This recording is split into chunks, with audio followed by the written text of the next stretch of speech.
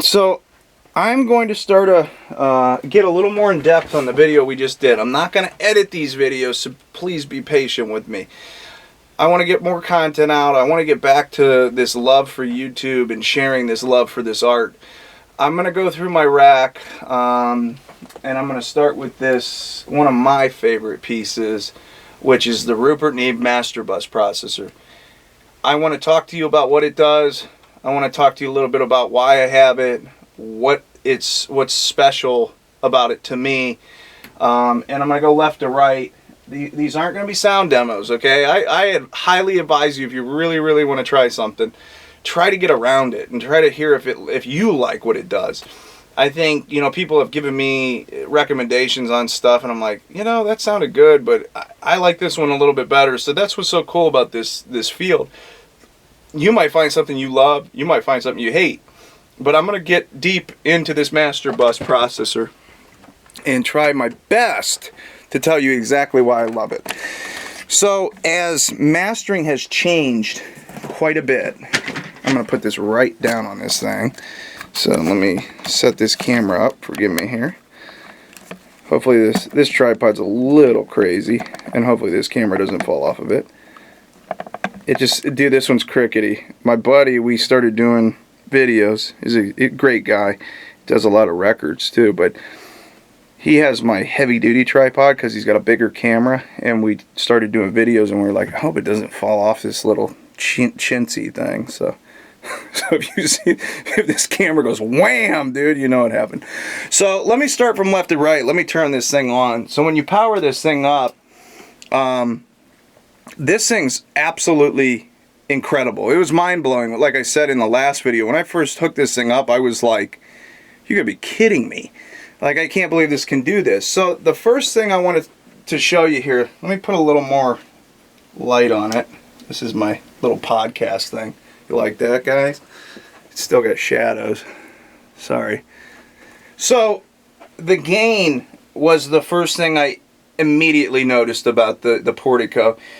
If you're new to recording, that gain knob is more important than you think. It's not like I'm trying to tell you that in an authoritarian way. I'm trying to say that a lot of people will come to me and they'll say, Doug, I love our song, I love our mix, I love how it sounds, I love we love this, we love that. There are picky artists and picky engineers. Go figure, right? I'm one of them. The gain, this box can lift a song without changing it. Some of the plugins we use, like an L2 or some of the other ones, you know, L2s are known for bringing a mid-range. And this thing just lifts the gain like nothing. It just changes the whole entire gain, and it still sounds like the mix that it was intended. It does have a little lift in that mid. It's just something about it, but it's probably one of the most accurate at doing a lot of gain with little or no change in perception. I don't know how they built it. I don't know why I like it so much, but I love how this thing can take something from a lower level and bring it to a louder level. The other thing that people can really complain about, so if you get an A-B comparison, you'll go on Gearsluts or you'll go on some website, they'll say, man, I don't even know why people like that thing. Like, the compressor is really, can't even hear it. It's not that good. This compressor is so, I would say, so precise that it's so subtle. It was designed that way. So if you're looking for a tracking piece for your studio, or if you're looking for something to carve something into place, you should be looking at like a distressor or a 76 or a 2A or something like that. This is not that. This is more of a real sculpting tool where if you just hear a little bit of the low end is a little too much attack, this thing you can just carve down, do this, and now you have a little less attack. You know, a slower attack, longer release. Actually, it's a slower release, shorter attack.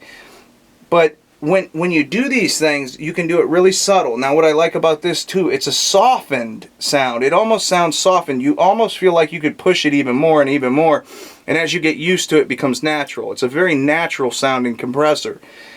The other thing about this that I really like, I don't know if you can see it with this MPC here, but there's a 125 sidechain. So it says to the compressor. A really popular sound today has been 125 and up, compressing that pretty heavy and allowing the 125 and down to breathe and be big.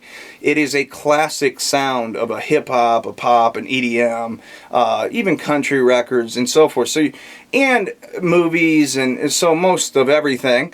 You're not dynamically controlling the low end, and you're letting it pass to the recording. It's naturally Neve. It has a big full sound. This one is probably one of the more transparent Neve pieces I've ever heard. It doesn't add its color unless you want to, and that's where this knob comes in. This is the silk knob. You have a red silk, which is like a 1073. It's like a mid-range fidelity that comes to it. And here's what's cool, you can blend that. So you can say, oh, I just want a lot of that because this recording's dull. Very cool. You're not changing anything. You're just lifting that image with harmonics.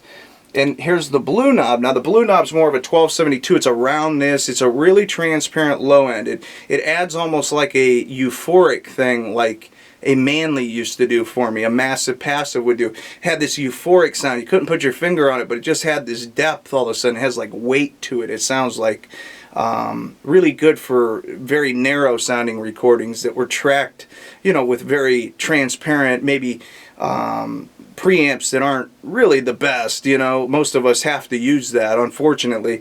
But if you get your mastering done, that can add to those kind of recordings. The other thing on the top of this is it has RMS and peak. So RMS, it can compress to the average loudness, but it has a peak detector as well.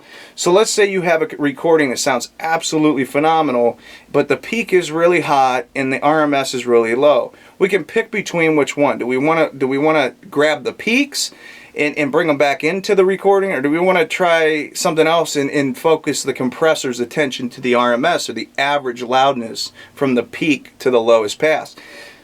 That's the way I look at it. So you can decide, okay, is that compressor better or not? The other cool feature on this is there's feed forward and feed backwards. When I engage certain compression style, this was known on the API 2500, other compressors could do this, but I look at it like this. The feed backward is more of a modern kind of vibe. It's got this groove to it. I can't describe it. It leaves a little more punch, a little more articulation. Where the feed forward, even on a modern record, might be the option. Like, wow, it's too punchy, it's too crunchy, it's got too much of that. So having that option, it actually creates a very versatile compressor. So you're getting two compressors in one. If you, the weak point of this is this thing, if you go 40-to-1 and you start really hitting it, this thing will light up, man. It'll pull the transients right out of it. It doesn't sound bad. It doesn't sound harsh. It doesn't sound overdone. This is not a box you're going to buy to try to add like a major character to a song. This is more of a refining box. It'd be like buying the wax for the final process of wax in a car, like I said on the last video. What's so awesome about this box is nowadays mid-side processing has become a big deal because stereo imaging and getting the biggest depth you can get out of a record, this more holographic sound, something I was looking to achieve. This can become unlinked. Now this can become your left, your right, but what's really cool about this is if I hit this button, now this is my middle, this is my sides. Now I can take and use this box as a mid-side processor. So I'm going to compress the middle, I'm going to compress the sides, and then this becomes the way that those interact with each other. And forgive me if you're not seeing this on camera, but now we can mess with these two knobs, and that's the adjustment. A lot of times when I have a mix that they know what they wanted, I'm not trying to reinvent the wheel, it doesn't need all that, I will keep this in link mode and use this as its main control. So what's cool about that is this: you don't have to match left-right stereo. That is a big deal when it comes to mastering. If you're off a little bit, you're screwed. You know, and forgive me, you know, if you're out there and you're PGing on me, but I'm telling you, it really puts a curveball in it. Now you have a revision. Hey Doug, why is my left stereo side a little bit hotter than this, or this is a little bit different than this? A lot of people are really, really concerned on, hey, I give you my album to master, just bring it up, tweak it, EQ it, compress it, do what you do, Doug, but don't change and alter and flip all this stuff. So in this mode with this on, I can set this, which I totally forgot to tell you about, this limiter. I think it is the most transparent limiter I've ever heard. As I set the limiter to where I want it to start limiting, and I change this gain to where I want that gain, I can limit something so precisely that I can get a lot more gain out of it. I don't have to fight with getting it to the level that most people want it, and I can get it in the ballpark a lot quicker. If you're looking, like I said, if you're looking to use this thing as like some sort of like altering kind of tool to make your records more vintage sounding or warmer sounding or more melodic sounding or something like that, this is going to do almost everything you could possibly want, but it's going to do it in a real subtle way.